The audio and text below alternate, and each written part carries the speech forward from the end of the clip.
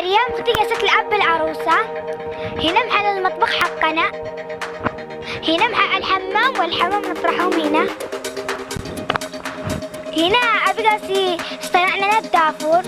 مثل ما هذا بيتنا، هذا بيت يعني أنا هذا ما بيش معه كهرباء، والأمطار لما تدم اسمها تجي يعني تهب هنا البيوت زين، بعدين يناموا فوق الفرش مبتلة واحنا يعني منهم.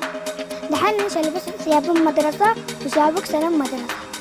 الآن أنا جاهزة عشان نروح المدرسة. أنا الآن رايحة المدرسة أنا وأختي مع بعض، وأختي صاحبتي، ونروح المدرسة مشي ونرجع مشي. هذه مدرستي اللي كل يوم أروح فيها، أمارس النشاطات، المواهب، الإذاعة، يعني يجيبوا لنا نشاط، يعني نجلس هناك فيها نعمل كل حاجة في المدرسة.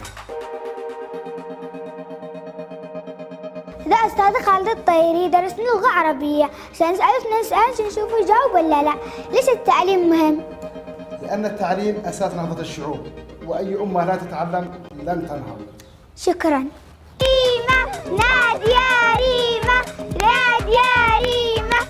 أنا الآن راجعة من المدرسة، وجلست مع صديقاتي نلعب ونضحك وجابوا لنا دروس. أنا سعيدة بهذا اليوم بشكل كامل. أنا الآن شاصير أبدل وبساعد ماما في الطبخ. أنا جالسة أدق ملوخية، ونم جالسة أدق ودون اسمها كرزارة الملوخية، ونهب الملوخية معي.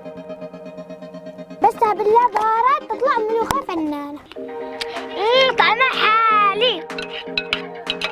أنا اليوم سعيدة أنني كملت يومي ومارست النشاطات بين المدرسة، وأتمنى أن الكادر التعليمي يرجع زي ما كان. أتمنى أن الكهرباء ترجع زي ما كانت. أتمنى أن الماء يرجع زي ما كان. أتمنى أن يرجع اليمن بكل حياته الطبيعية، لا يغير أي شيء. ذا أمنيتي لليمن.